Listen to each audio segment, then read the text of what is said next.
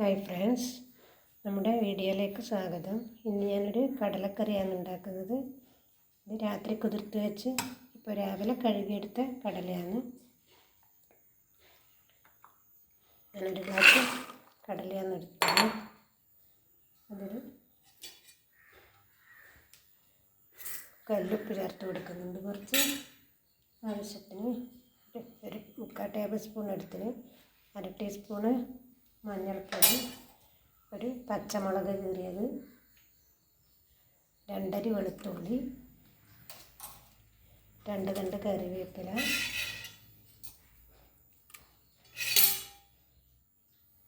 കുറച്ച് ഇഞ്ചി, ഒരു സവാള മുഴുവനായിട്ടെടുത്തിന്, ആവശ്യത്തിന്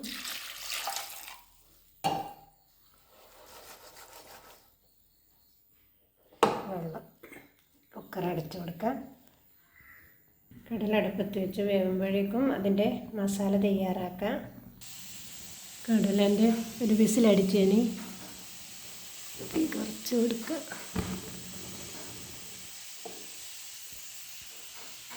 നമുക്ക് ഇതിൻ്റെ അരവ് ഇട്ട് റെഡിയാക്കാം. കുറച്ച് മല്ലി, കഴുകിയ ഉണക്കിയ മല്ലിയാണ്. വെയിലുള്ള സമയത്ത് ഇത് 3 ഉണക്കമുളക്, മുളക് പൊടി ചേർത്തിട്ടില്ല. പിന്നെ ഒരു ഏലക്കായ, 2-3 ചെറിയ ഉള്ളി, കുറച്ച് പെരുംജീരകം ഇട്ടിട്ടുണ്ടെങ്കിൽ 2 ഗ്രാമ്പ്, ഒരു ചെറിയ കറുവപ്പട്ട ഇടുന്നുണ്ട്. ഞാനൊരു കറുവപ്പട്ടേൻ്റെ ഇലയും കുറച്ച് കറിവേപ്പിലയും ചേർത്തിട്ടുണ്ട്. കറുവപ്പട്ടേൻ്റെ ഇല ഞങ്ങളിവിടെ നിന്ന് ഉണക്കിയെടുത്തതാണ്. ഞാനിതിൽ കുറച്ച് തേങ്ങ ചേർത്ത് കൊടുക്കുന്നുണ്ട്.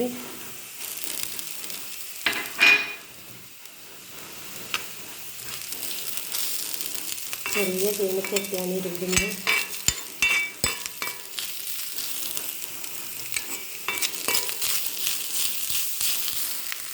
തേങ്ങ ചേർക്കാതെയും വെക്കാം. പക്ഷേ കൊഴുപ്പ് വേണമെങ്കിൽ കുറച്ച് കടല ചേർത്ത് അരച്ചാൽ മതി.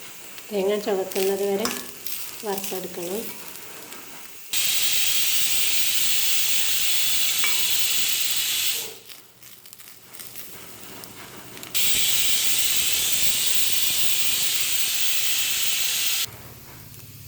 ഇത് വറുത്തിട്ട് ആയിട്ടുണ്ട്. ഇതിൽ കാണുന്ന അത്രത്തോളം ആയിട്ടില്ല. എന്നാലും സ്റ്റവ് ഓഫ് ചെയ്യണം, അല്ലെങ്കിൽ കരിഞ്ഞു വന്നിട്ട് ഇരുമ്പിൻ്റെ ചീനച്ചട്ടി ആയതുകൊണ്ട് പെട്ടെന്ന് മാറ്റി കൊടുക്കണം, അല്ലെങ്കിൽ കരിഞ്ഞു പോകും. ഞാൻ ഓഫ് ചെയ്തു.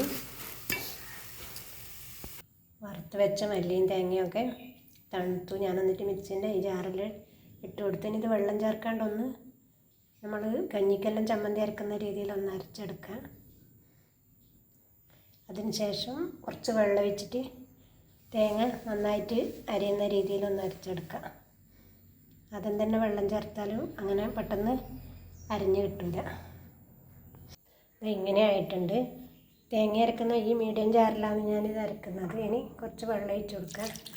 മല്ലിപ്പൊടിയും മറ്റുള്ള പൊടിയെല്ലാം ഉള്ളവർക്ക് ഇങ്ങനെ മല്ലിയും വറുത്തരക്കണം എന്നില്ല, പെട്ടെന്നായി കിട്ടും. കുറച്ച് കൂടിപ്പോയോ എന്ന് പറയാൻ. ഇനി നന്നായി അരച്ചെടുക്കുക. കടലക്കറിക്ക് നല്ല കൊഴുപ്പ് വേണമെങ്കിൽ തേങ്ങ അരക്കുന്ന സമയത്ത്, മല്ലിയെല്ലാം അരക്കുന്ന സമയത്ത് ഇത്ര നല്ല കൊഴുപ്പിനനുസരിച്ച് കടല ചേർക്കുക. ഞാൻ ഇത്ര ചേർക്കുന്നുണ്ട്. ചേർക്കണം നിർബന്ധമില്ല, തേങ്ങ കൂടുതൽ ചേർത്താലും മതി. ഞാൻ നന്നായി അരിഞ്ഞിട്ടുണ്ട്. ഞാനൊരു 3/4 ഗ്ലാസ് വെള്ളം ഇതിൻ്റെ ഈ ഗ്ലാസ്സിന് ഉപ്പുള്ള വെള്ളത്തിൻ്റെ ബാക്കി ഉപയോഗിച്ചിന് പെട്ടെന്ന് അരിഞ്ഞ് കിട്ടി. നമ്മുടെ കടലേൻ്റെ കുക്കർ തുറന്നു.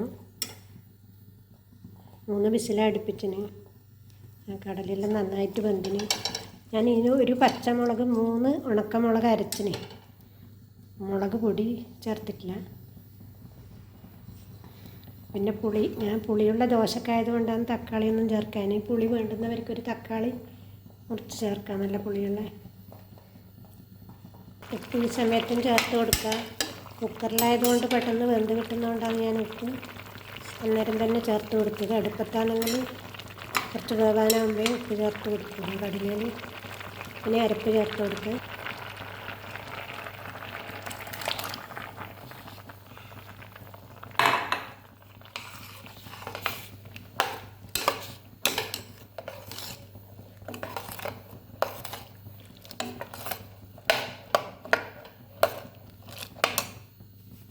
തിളക്കട്ടെ. കടലക്കറി തിളച്ച് കുറുകി വന്നിട്ടുണ്ടെങ്കിൽ കുറച്ച് 1/4 ടീസ്പൂണിലും കുറവായിട്ട് കുരുമുളക് പൊടി ചേർത്ത് കൊടുക്കുക. സ്റ്റവ് ഓഫ് ചെയ്യുക. ഇനി വറുക്കാൻ കടുക് ഇട്ട് കൊടുത്ത് കുറച്ച് വെളിച്ചെണ്ണ മതി, വളരെ കുറച്ച്. കറിവേപ്പില, ചെറിയുള്ളി, വളരെ ചെറിയൊരു ഇഞ്ചി കഷ്ണം,